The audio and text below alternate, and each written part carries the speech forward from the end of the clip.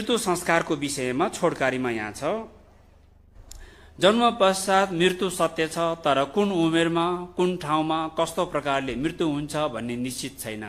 जीवन अनित्य हो, कति उमेरमा मृत्यु हुन्छ भन्ने कुराको निश्चित हुँदैन।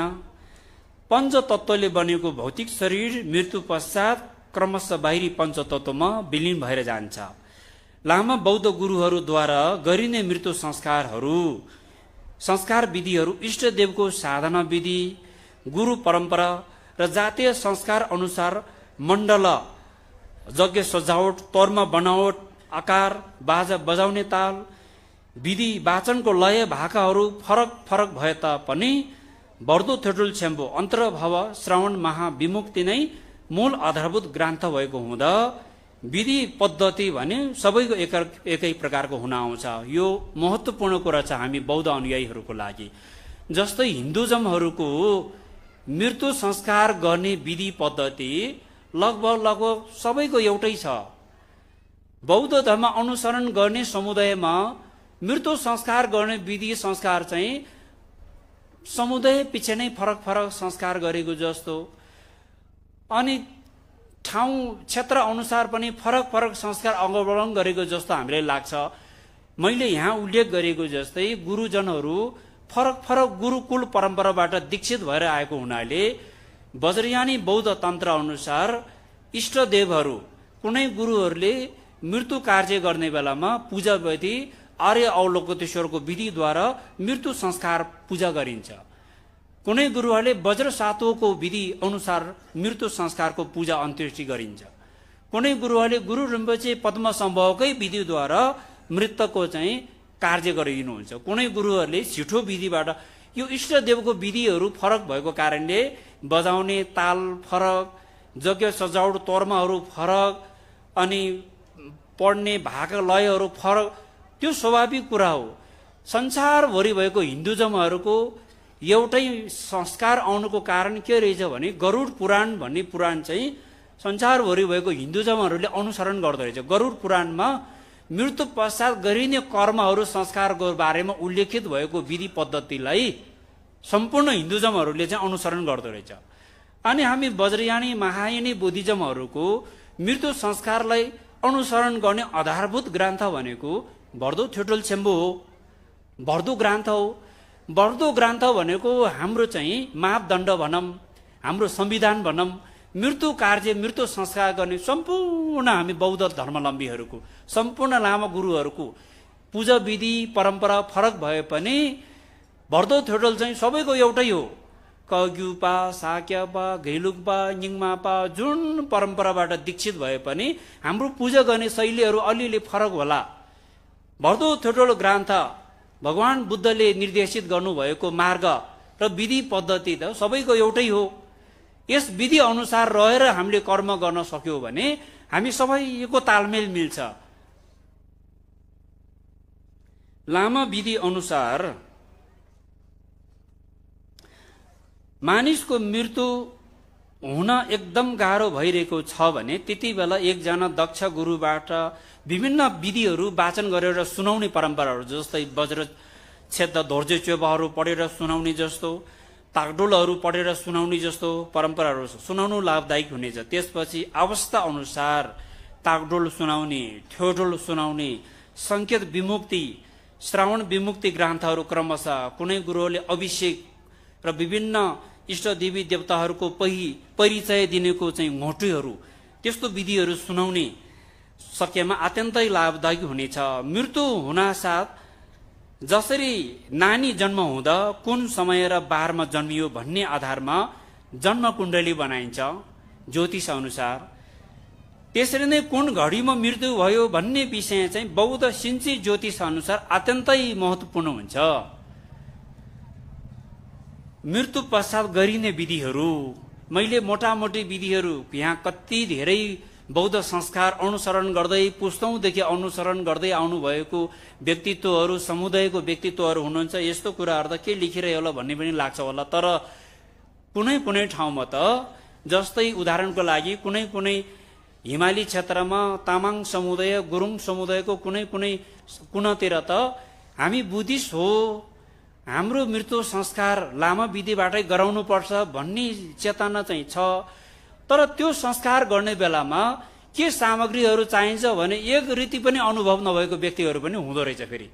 अनि अल्मलिएर केही पनि मान्छे परिवारको सदस्य बितेर दुःखमा परेको छ, त्यसपछि यो सामानहरू यो विधि अनुसार यसै गर्छ भने अनुभव नभएर झन् दुःखमाथि दुःख थपेको जस्तो, पीडामाथि पीडा थपेको जस्तो अनुभूति भएको हामीले धेरै देखिरहेको हुनाले त्यस्तो अवस्थाको व्यक्तिहरूले लक्षित गरेर यो सामानहरू चाहिन्छ भनेर यहाँ अहिले त हामी बौद्धमा स्वयम्भूमा बौद्ध पसलाहरूमा गयो भने अब रोसेक गर्ने मृत्यु भइसकेपछि मृतकको अन्त्येष्टि गर्ने अवस्थामा चाहिने सामग्रीहरू दिनु भन्यो भने पसलेले पनि प्याकेजमा रेडी बनाएर दिने राम्रो छ नि। गाउँ कुनातिर त त्यस्तो पाउँदैन। त्यस्तो सामान खोजेर सामानै नपाउने ठाउँमा धर्मगुरुहरूले पनि यो सामान भनेर मृतक परिवारलाई साह्रै दुःख पार्छ। पहिले नै हामी सबैलाई जानकारी भयो भने सजिलो भयो। यसले गर्दाखेरि त्यो सजिलो होस् भन्नको लागि केही बुँदाहरू मात्रै यहाँ खुलाउनु खोजेको।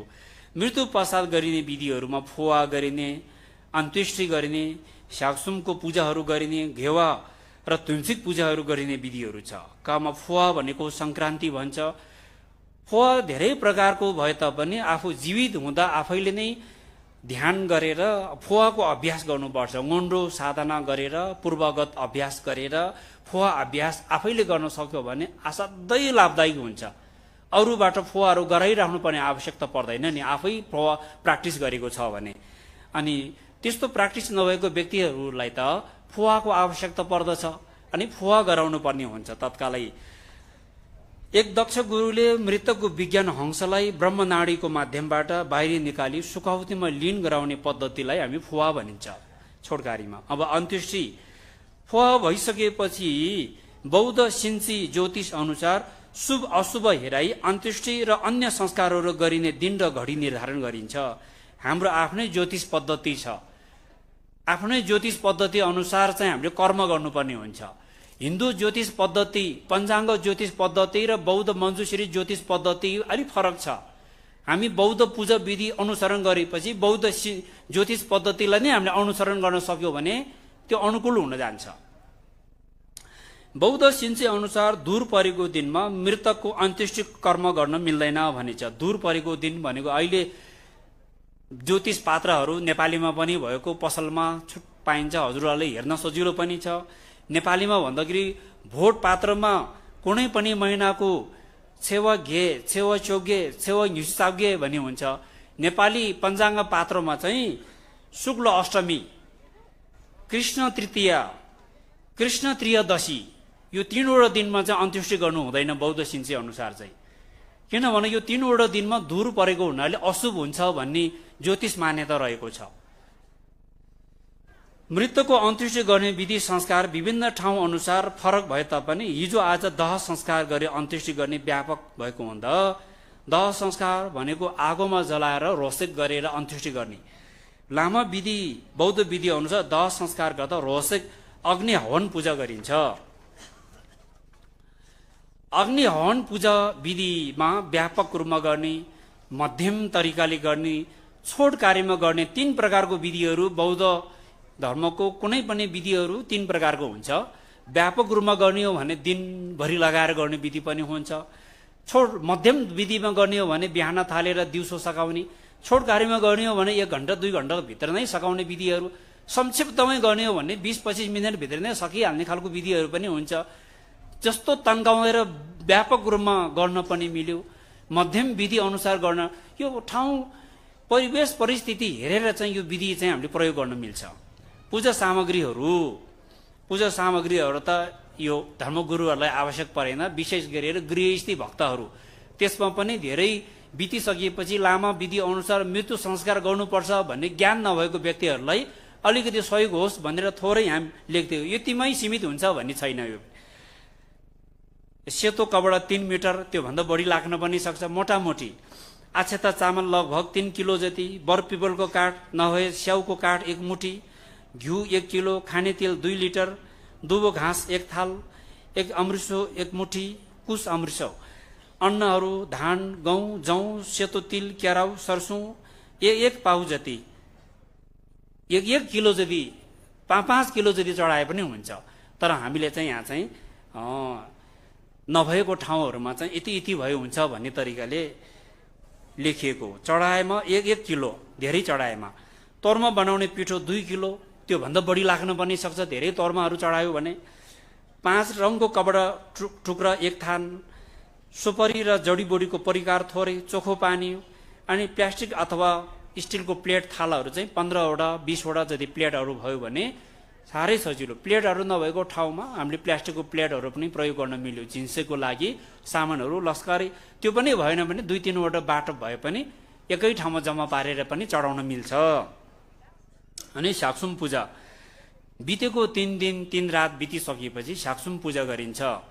मृत्यु भएको 3 दिन 3 रात पश्चात साक्सुम पूजा गरिन्छ। उक्त दिन मृतकको अचेत विज्ञान जाग्ने भएको हुँदा भर्दो देशना सुनाई मृतकलाई सुर सेङ्गो भोजन दान गरिन्छ।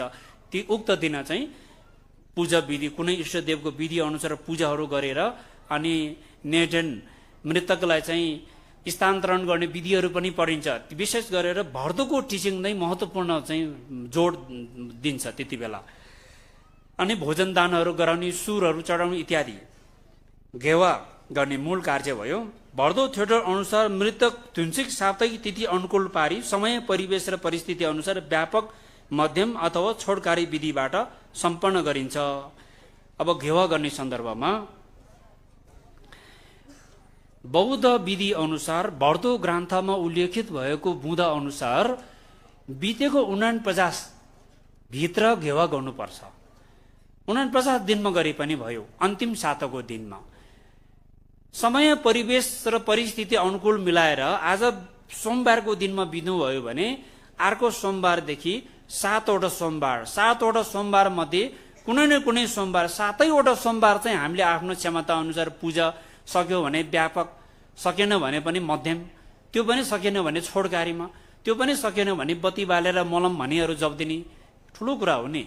सातामा गरेको पूजाले चाहिँ ठुलो प्रभाव पार्छ उसको यात्रामा। अनि त्यो साताकै हामी सक्नेले त सातामै नेटन गरेर पूजाहरू गरेर प्रत्येक सातामा नै हामीले धुन्सिक पूजा गर्दा साह्रै नै राम्रो।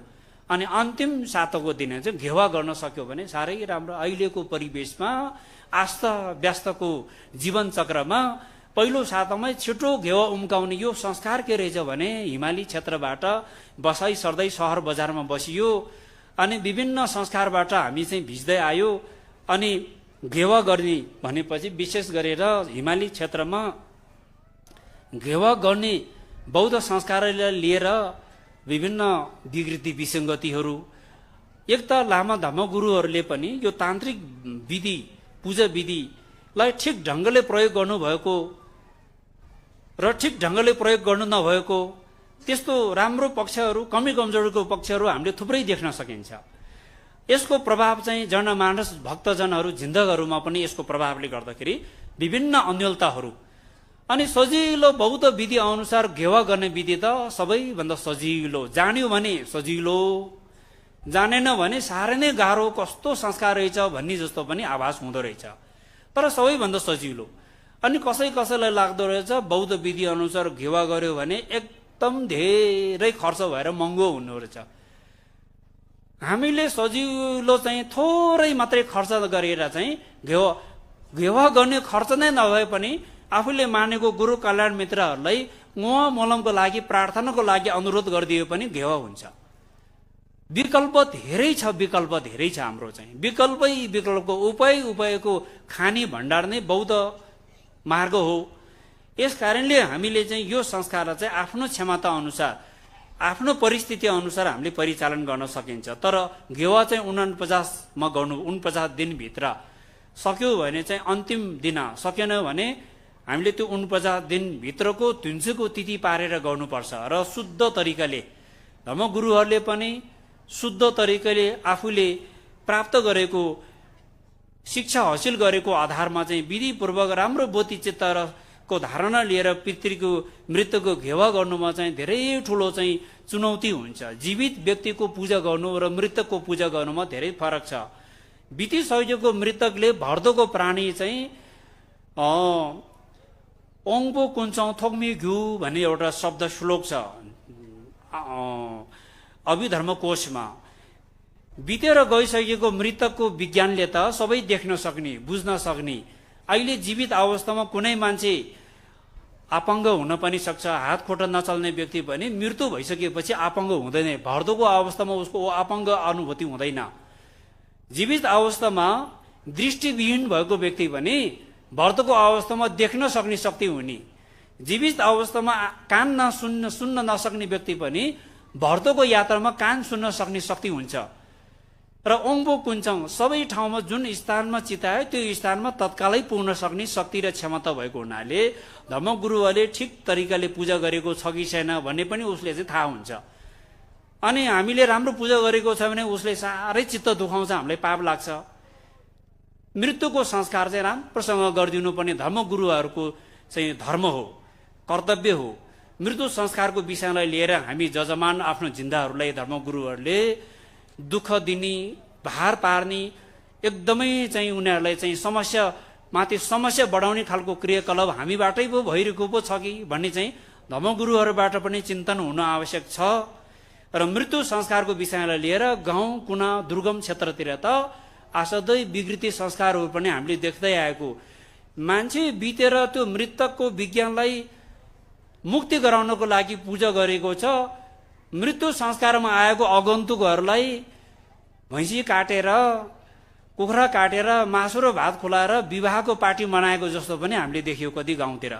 त्यस्तो गर्यो भने मृतकलाई मुक्त गराएर बुद्ध भूमिमा पुर्याउनु होइन कि मित्रलाई खुट्टामा तानेर तल नरगततिर दुर्गतितिर लतरेर लैजाने जस्तो खालको कर्म चाहिँ हामीले भोग्नुपर्छ। त्यस्तो कर्म हामी कसैले पनि जुनै समुदायमा भए पनि मृतकको नाममा काट्ने, मार्ने, प्राणी हत्या गरेर मासु भात खुलाउने संस्कार चाहिँ हामीले बौद्ध धर्मको त्रिरत्नको अनुसरण गरेर बौद्ध विधि अनुसरण गर्यो भने अनि हामीले कर्म चाहिँ मार्ने, काट्ने, मासु खुलाउने गर्यो भने हामीले गरेको पुण्य सबै समाप्त हुन्छ। त्यो कर्म चाहिँ गर्नु हुँदैन। अनि धर्मगुरुहरू विशेष गरेर शील आचरणमा रहेर कर्म गर्यो भने त्यो कर्म चाहिँ शक्तिशाली हुन्छ र धेरै जाँड रक्सीको प्रयोग हुन्छ। धर्मपाल पूजाहरूमा, वज्रयानी तन्त्रहरूमा रक्सीको प्रयोग हुन्छ। तर त्यो रक्सी चाहिँ सेवन गर्नको लागि त्यो सेवन गर्नको लागि प्रयोग गरेको त होइन। मृत्यु संस्कारमा घेवा गर्ने ठाउँमा आएको कुनै कुनै ठाउँको विकृतिहरू हेर्दा धर्मगुरुहरू पनि टन्न रक्सी खाएर बाटोमा लडेर बसेको जस्तो देख्ने, मृत्यु संस्कारमा आएको आफन्तहरू पनि टन्न रक्सी खाएर बसेको देख्दाखेरि साह्रै नै विकृति हो। यो चाहिँ यसले चाहिँ बुद्ध धर्म र बुद्ध शासनको साह्रै ठुलो खिल्ली उडाएको छ। हाम्रो क्षेत्र, हाम्रो समुदायमा जहाँ धर्मगुरुहरूबाट भएको छ अथवा जजमानहरूबाट भएको छ भने यो संस्कारलाई हामीले छिटोभन्दा छिटो हामीले यसलाई चाहिँ शुद्धिकरण गर्नुपर्छ। यस्तो संस्कारमा हामी र धर्मगुरुहरू चाहिँ शुद्ध चित्तले कुनै पनि दान दक्षिणा र कुनै पनि मान मर्यादाको चाहिँ अपेक्षा नराखिकन शुद्ध चित्तले पूजा गरिदियो भने ठुलो पुण्य प्राप्त हुन्छ। सानो प्रसङ्ग म यहाँ जोड्न चाहन्छु। एक समयमा एकजना लामा चाहिँ 3 वर्ष गुफा बसेर निस्किनु भएछ। आफ्नो साइनोले आफ्नो फुपू पर्ने घरमा चाहिँ पूजा गर्न जानु भएछ।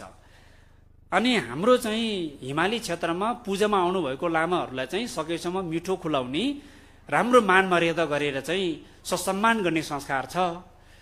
3 दिनसम्म फुपूको घरमा पूजा गर्न आएको लामा चाहिँ 3 दिनसम्म साथी पनि ल्याएर पूजा गर्यो। खाना चाहिँ अलिक मिठो लागेन रहेछ लामालाई चाहिँ।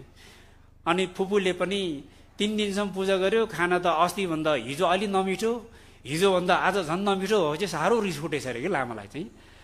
अनि 3 दिनमा चाहिँ आज पूजा पनि सक्ने, खाना पनि त्यति मिठो दिएन। फुपूले चाहिँ के भन्दो रहेछ भने, लामा गुरु अब तपाईँ त मेरो आफ्नै भदा, पूजा राम्रो गर्नुभएको छ, खानपिनहरू राम्रो खुवाउनु सकेन, दुःख सुख त्यस्तै भयो, गाह्रो नमान्नुहोस् है भन्दै खाना चाहिँ नमिठो ल्याउने फेरि। अनि लामालाई साह्रै रिस उठेछ। अनि पूजा सक्ने बेलामा चाहिँ खाजा ल्याउने बेलामा चाहिँ त्यो लामा चाहिँ त्यो पूजा गरेर बजाएर ढ्याङ्ग्रो बजाएर पढ्ने ठाउँमा चाहिँ सिरानी लगाएर मजाले सुतेर ढ्याङ्ग्रो बजाएर पठाइदियो। उसको पाला चाहिँ सुतेर ढ्याङ्ग्रो बजाएर पढ्ने बेलामा खाजा आइपुग्यो। फुपू चाहिँ खाजा ल्याएर आइपुग्यो। होइन के गरेको गुरु, यसरी सुतेर पनि ढ्याङ्ग्रो बजाएर पनि पूजा गर्न मिल्छ र भनेर सोधेछ कि लामाले चाहिँ के भनेछ भने, अरू ठाउँमा त यसरी ढ्याङ्ग्रो बजाएर सुतेर पढ्न त नमिल्ने, फुपू आफ्नै फुपूको घरमा त भइहाल्यो नि भनेर। गर्दाखेरि यसरी चाहिँ लामाहरूले पनि मलाई खाना मिठो दिएन, पक्कै यसलाई पनि म ठिक पार्छु भन्ने त व्यवहार चाहिँ गर्नु भएन। र पितृ कार्य गर्ने घेवा गर्ने ठाउँतिर पनि धेरै मिठो खानको आशा गर्ने, धेरै राम्रो दान दक्षिणाको आशा गर्ने, धेरै राम्रो सत्कार सम्मानको आशा गर्यो भने कोर लाग्छ, हामीलाई ठुलो भार लाग्छ। त्यो आशा चाहिँ मनमा राखेर पूजा गर्यो भने त्यो पूजा शुद्ध पनि हुँदैन। त्यस कारण मनमा बोधिचित्त प्रकट गरेर निस्वार्थ भावले त्रिरत्नप्रति एउटा भरोसा विश्वासले हामीले पूजा गरेर चाहिँ राम्रोसँग घेवा परिणामन मुवा मलमहरू गरिदियो भने पुण्यको प्रभाव पर्छ उसलाई। त्यो विकृति विसङ्गतिहरू कुनै कुनै बेला त्यो बौद्ध धर्म अनुयायी समुदायमा पनि देखिन्छ, हिन्दू धर्म अनुसरण गर्ने समुदाय कोही बेला हामीले सामाजिक सञ्जालतिर हेर्नुहोस् त पितृ कार्य सकेर पुरोहितलाई दक्षिणा दिने बार्गेनिङ नमिलेर झगडा गरेको पनि देख्छु कोही ठाउँमा। दक्षिणाको बार्गेनिङ नमिलेर क्या, अब कति दक्षिणा दिने म कबलेर ल्याउनु भयो पुरोहितलाई, अन्तिम दक्षिणा दिने बेलामा पुरोहित र जजमानको बीचमा बार्गेनिङ नमिलेर झगडा परेको बेला बेला भिडियोहरू चाहिँ भाइरल हुने गर्छ नि, आजभोलि भाइरल हुन्छ। अनि हामीले पनि यसरी चाहिँ खुलियाम जजमानलाई गुरुहरूले यो पूजा गरे बाबत मलाई यति दक्षिणा दिनुपर्छ, यति दक्षिणा दियो भने म आएर पढिदिन्छु, यति दक्षिणा दिएन भने म आउँदैन भन्नु साह्रो गलत हो, विकृति हो, साह्रो दुःख लाग्दो कुरा हो। यो चाहिँ धर्मगुरुहरूबाट हुनु भनेको बुद्ध शासन पतन हुने सङ्केत हो। धर्मगुरुहरू कसैले पनि त्यो गर्नु हुँदैन। र यजमानले आफ्नो सो श्रद्धा भक्तिले गछेले जति चाहिँ श्रद्धापूर्वक दक्षिणा टक्राउँछ सहर्ष खुसीको साथ हामीले ग्रहण गर्ने हो, अनि मुवा मलम गरेर हामी जाने हो। हाम्रो कर्तव्य त्यो हो। त्यो विकृति विसङ्गतिहरू चाहे जुनै क्षेत्रमा जुनै समुदायमा भए पनि बौद्ध धर्म विपरीत र बुद्ध शासन र शिक्षामै आँच आउने खालको संस्कार क्रियाकलापहरू धर्मगुरुहरूबाट पनि हुनु हुँदैन, जजमानहरू जिन्दाहरूबाट पनि त्यो संस्कार क्रियाकलापहरू हुनु हुँदैन। पितृ कार्य घेवा गर्ने नाममा भएको विकृति विसङ्गतिलाई निराकरण गर्नको लागि बेला बखत गुरुहरू भक्तजनहरूको बीचमा प्रवचनहरू अन्तर्क्रिया कार्यक्रमहरू त भएको छ। अझै पनि धेरै गाउँ बस्तीहरूमा हुने विकृतिहरू गुरुहरूले पनि शुद्ध चित्तले पूजापाठ चाहिँ राम्रोसँग गरिदिने। अनि पूजापाठ गर्ने तरिकाहरू पनि वज्रयानी बौद्ध तन्त्रमा कुन पूजा विधि अनुसार वज्र नृत्यहरू कुन बेला कसरी प्रदर्शन गर्नुपर्छ त्यसको आफ्नै विधि र नियमहरू रहेको हुन्छ। पितृ कार्य गर्ने बेलामा नृत्य प्रदर्शन गर्नै नहुने त जस्तो त लाग्दैन, तर त्यो कुन विधि कुन समयमा प्रयोग गर्ने त्यसको अवस्था स्थितिहरू हुन्छ। त्यो प्रतिकूलको चाहिँ अवस्थाहरूमा पनि वज्र नृत्य पनि अब धर्म गुरु धारा परम्पराबाट शिक्षण हुँदै आएको परम्परा होइन, आफ्नो आफ्नो तरिकाले चाहिँ छाम नाच्ने अनि त्यस्तो पनि फेरि एकदमै अब लामा पढाएको हो कि झाङ्ग्री धामी पढाएको हो कि के पढाएको थाहै नहुने, पढ्दाखेरि लामा नै पढेको हुन्छ, भरि उफ्रिँदाखेरि फेरि धामी झाङ्ग्री कामेको जस्तो पनि देख्ने। त्यस्तो क्रियाकलापहरू चाहिँ हिमाली क्षेत्र गाउँ कुना काहीँ छ भने त्यो चाहिँ राम्रो होइन, विकृति हो। त्यसलाई चाहिँ हामी धर्मगुरुहरूले पनि राम्रो चाहिँ सल्लाह सुझाव दिएर सच्याउनु पर्छ।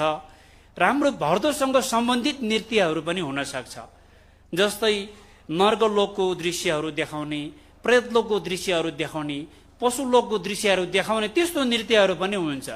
जस्तै जगत मुक्ति ढुवा कुण्डल थुक्जी छम्बो ढुवा कुण्डलको नेटेनहरू हेर्ने हो भने छलोककै दृश्यहरूको बारेमा परिचय दिलाउने, छिटो कर्लिङको नेटेनहरूमा पनि एकदम विस्तृत रूपमा छ नि, त्यो सबै परिचय दिने दृश्य देखाउन थाल्यो भने हाम्रो घेवा त धेरै दिनसम्म पनि सक्दैन।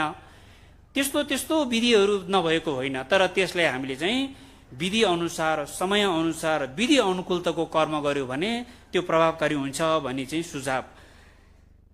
र मृत्यु कार्य गर्ने सन्दर्भमा बढ्दो थोटल अनुसार नै मृत्यु हुनुभयो 7 हप्तासम्म सोही बारको मृत्युको तिनसुक तिथि, तिनसुक भनेको साप्ताहिक भन्ने हुन्छ नेपाली भाषामा। साप्ताहिक भनेको आज सोमबारको दिनमा बित्यो भने अर्को सोमबार चाहिँ तिनसुक पर्छ।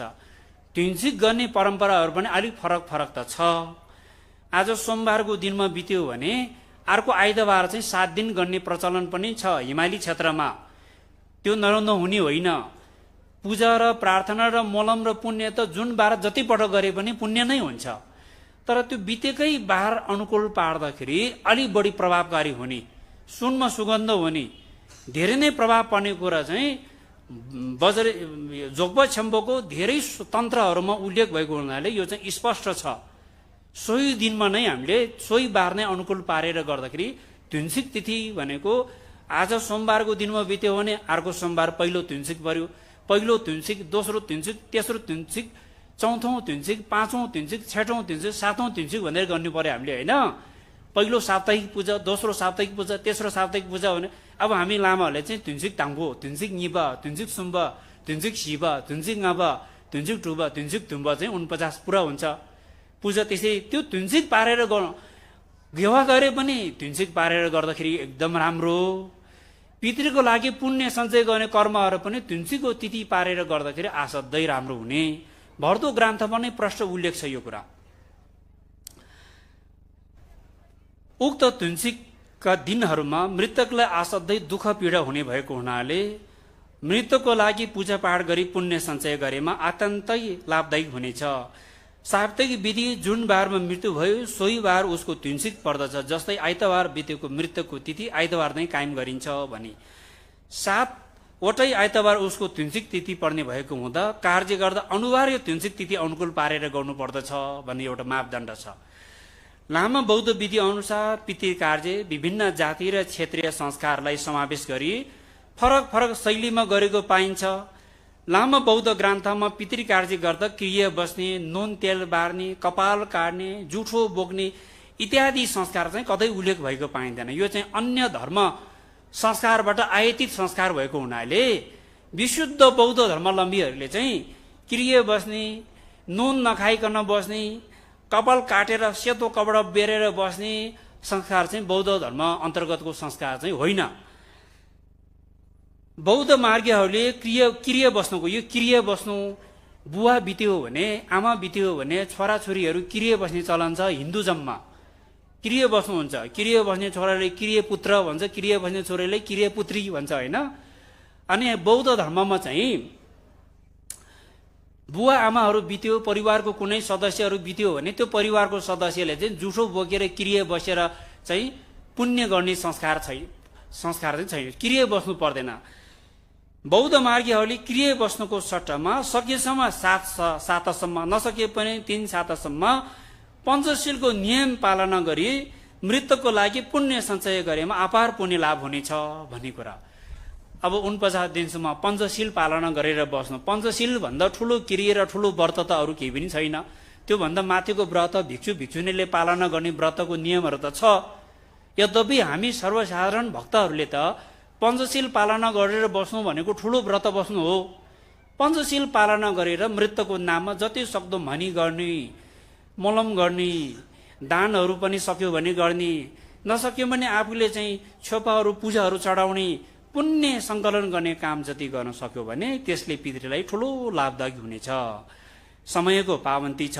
आजको विषयवस्तु हामी हिमाली क्षेत्रमा लामा विधि बौद्ध विधि अनुसार मृत्यु संस्कार गरिने समुदायमा एउटै नियम एउटै संस्कार नहुनुको कारण अर्को पनि के छ भने आफ्नो जातीय र क्षेत्रीय संस्कार सँगै जोडेर सँगै मिसाएर संस्कार गर्ने कारणले पनि फरक फरक शैलीमा देखा परेको। जस्तै भर्दो थ्योटल अथवा छिटो कर्लिङ भन्ने पाठ पढ्यो भने त्यो छिटो कर्लिङको पाठ विधि, भर्दो थ्योटलको पाठ विधि त तामाङ समुदायको भर्दो थ्योटल छुट्टै, गुरुङ समुदायको छुट्टै, शेर्पा समुदायको छुट्टै, टिबेटन समुदायको छुट्टै त हुँदैन। धर्मग्रन्थ र बुद्धको मार्ग त जुन समुदायको पनि एउटै हो। त गर्ने बेलामा किन फरक पर्यो भन्दाखेरि तामाङ समुदायले तामाङकै संस्कार मिसाउने, थकाली समुदायमा थकाली संस्कार मिसाउने, गुरुङ समुदायमा गुरुङकै संस्कार मिसाउँदाखेरि हामी अल्मलिएको चाहिँ हो। आफ्नो जातीय संस्कार मिसाउँदाखेरि अल्मलिएको हामी चाहिँ जातीय संस्कारलाई समय परिवेश अनुसार परिमार्जित गर्न सक्छ।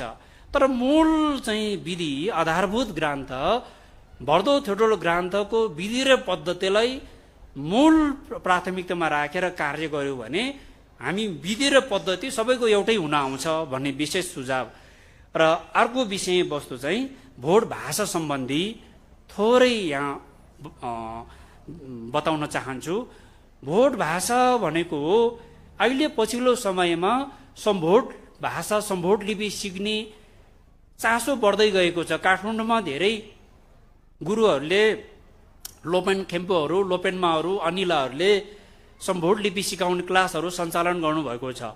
र कतिलाई फेरि यो सम्भोट लिपि र भोट भाषा भनेको चाहिँ टिबेटनको हो, टिबेटनहरूले पढ्ने हो, हामी शेर्पाहरू, तामाङहरू, गुरुङहरूले चाहिँ यो चाहिँ पढ्नु आवश्यक छैन भन्ने पनि कुनैले त्यस्तो तर्क पनि दिँदो रहेछ।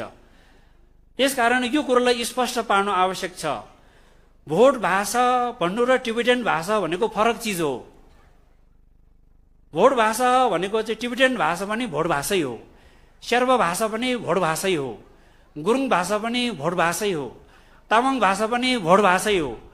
यो कुरा चाहिँ हामी स्पष्ट हुन नसकेको कारणले गर्दाखेरि भोट भाषा भनेको टिबेटनको मात्रै हो भन्ने चाहिँ गलत धारणा हो। त्यो चाहिँ भोट भाषा हामी सबैको माउ भाषा हो।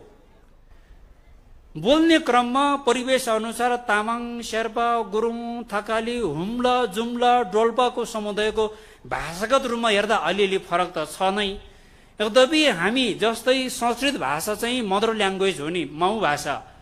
नेपाली, हिन्दी, उर्दू, मराठी, बङ्गाली भाषाहरूको माउ भाषा संस्कृत हो।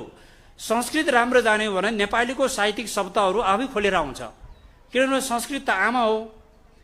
त्यस्तै भोट भाषा भनेको आमा हो। फेरि भोट भाषा जान्यो भने तामाङ भाषा, शेर्पा भाषा, गुरुङ भाषा, थकाली भाषा, मनाइए भाषा, हुम्ला, जुम्ला, डोल्पाको भाषाहरूको मूल चाहिँ साहित्यिक शब्दहरू खुलेर आउँछ। फेरि यो कुरा चाहिँ हामीले बुझ्न नसक्दा, बुझाउन नसक्दा कि टिबेटन भाषा होइन भोट भाषा, टिबेटन भाषा हो भने चाहिँ एकजना लामाले, जस्तै उदाहरणको लागि एकजना गुरुले चाहिँ अब खेतौँमा पढेर सेरब के फर्दैछ म तम्बैगे न सुक तम्बैगे न थ्रो तम्बैगे न भनेर पढेको चाहिँ एकजना टिबेटन भाषा खरर पढ्न सक्ने आमालाई छेउमा राखेर पढेर सुनायो। त्यो आमाले एक अर्थ पनि बुझ्ने होइन के अरे।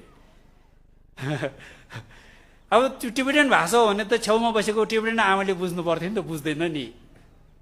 कारण त्यो हो। यस कारणले गर्दाखेरि चाहिँ यो भाषा चाहिँ किन महत्त्व छ भन्दाखेरि अहिले यो संसारमा भगवान तथागत बुद्धले दिनुभएको 84,000 धर्म उपदेश, शास्त्र, सूत्र, तन्त्र, शास्त्र जति भोट भाषा लिपिमा उपलब्ध छ त्यति विश्वको अन्य कुनै पनि भाषा लिपिमा छैन। धनी हो भोट, बौद्ध दर्शन र बौद्ध साहित्य र बौद्ध ग्रन्थहरूको सबैभन्दा धनी, सबैभन्दा बौद्ध इतिहास र बौद्ध ग्रन्थ, बौद्ध साहित्यको भण्डार हो। बौद्ध दर्शन र बौद्ध साहित्यको गहिरो अध्ययन र अभ्यासमा जाने हो भने भोट भाषा लिपिको अध्ययन नगरिकन बौद्ध धर्मको अध्ययन अनुसन्धानमा जानु सम्भव नै छैन। जति पनि सिद्धिहरू प्राप्त गरे भारतवर्षमा भोट भाषामा पनि 8औं शताब्दीदेखि यता अनुवाद हुँदै हुँदै हुँदै कङ्ग्युर अनुवाद भयो, तेङ्ग्युर अनुवाद भयो। आज संस्कृत र पाली भाषामा त सीमित मात्रै छ। भोट भाषा लिपिमा जति उपलब्ध छ त्यति विश्वको अन्य कुनै पनि भाषामा छैन। यसकारणले भगवान बुद्धले दिनुभएको मार्गदर्शनलाई गहिरेर अध्ययन, अनुसन्धान, अभ्यास गर्ने हो भने भोट भाषा लिपिमा जति उपलब्ध छ त्यति अन्य कुनै पनि भाषामा छैन। एक नम्बर कुरा त्यो हो। दुई नम्बर कुरा चाहिँ हामी हिमाली क्षेत्रमा बसोबास गर्ने सम्पूर्ण जात जातिहरूको भाषाको उच्चारणलाई समेट्न सक्ने एउटै लिपि चाहिँ सम्भोट लिपि हो। फेरि तपाईँ तामाङ भाषा बोल्नुहोस्, शेर्पा भाषा बोल्नुहोस्, देवनागरी लिपिमा लेखेर तामाङ भाषा, शेर्पा भाषा बोल्यो भने त्यसको प्रोनाउन्सिएसन चाहिँ गलत आउँछ। तर सम्भोट भाषा, सम्भोट लिपिको आधारमा शेर्पा भाषा प्रयोग भयो, तामाङ भाषा प्रयोग भयो भने यसले सही उच्चारण टिप्न सक्ने, किनभने त्यो त माउ भाषा हो, माउ लिपि हो। यही कुरालाई बुझाउन नसक्दाखेरि हामी चाहिँ यो टिबेटनको हो भनेर हामी एक थरी चाहिँ पन्छेर बसेर त्यो हामी आफैले घाटो हुन्छ। र हाम्रो सम्पूर्ण कला संस्कृति आज त्यत्रो वज्र नृत्य प्रदर्शन गर्यो, यो कला संस्कृतिको सम्पूर्ण स्रोत नै यो भोट भाषा लिपिमा लिपिबद्ध छ, सुरक्षित छ। यति कुरा यहाँहरू समक्ष जानकारी गराउँदै आज प्रवचनको अन्तिम दिन शुक्ल दशमीको पुण्य दिन 10 करोड बज्र गुरु मन्त्र जप साधना पूजा अनुष्ठान मैले अत्यन्तै भव्य रूपमा सफल भएको महसुस गरिरहेको छु। यो आयोजक परिवारको श्रद्धेय खेन रिम्पोछे पेमा छिरिङज्यूलाई विशेष साधुवाद दिन चाहन्छु। उहाँको सम्पूर्ण टिमले गर्नुभएको यो त्याग तपस्या र यस दोलखा चरीकोट यो भीमेश्वर नगरपालिका प्रदेश सरकार स्थानीय सरकार सबैको चाहिँ आफ्नो तह तबकाको सहयोग समर्थन र श्रद्धालु भक्तजनहरूको सहयोग समर्थन र सम्पूर्ण धर्म गुरुहरूको सहयोग समर्थनले यो कार्यक्रम चाहिँ अत्यन्तै राम्रो पुण्य सञ्चयको एउटा विशाल अवस्था सौभाग्य प्राप्त भएको मैले अनुभूति गरेको छु। यो पुण्यको प्रभावले विश्वमा अहिंसा परम धर्म बौद्ध शिक्षा शासन संसारभर सब विस्तार भएर जाउन्। शासनधार परम पूजनीय गुरुवरहरू सबैको चिरञ्जीवी दीर्घायु हुन सकुन् र सम्पूर्ण भिक्षु भिक्षुनी उपासक उपासिकाहरू बुद्धको शील समाधि प्रज्ञको शिक्षालाई पालना गरेर जीवन सार्थक बनाउन सकुन् र ठिक समयमा वर्षात भएर कोही पनि अनिकाल मृत्यु हुने विभिन्न महामारी अकाल विकाल विभिन्न झगडा महामारी यो सम्पूर्ण चाहिँ समस्याहरू सबै समाधान भएर विश्वमा सम्पूर्ण जगत प्राणीले एउटा सुख र शान्तिको सास फेर्न सकुन् र सबै प्राणी नै एउटा बुद्धले दिनुभएको शिक्षा अहिंसाको शिक्षा र मार्गमा लागेर सबैले आफ्नो जीवन सार्थक बनाउन सकुन् भने यही प्रार्थनाको साथ मेरो धर्मदेशलाई यहाँ अन्त गर्न चाहन्छु। भावतु सब मङ्गलम समस्त प्राणीको कल्याण होस्।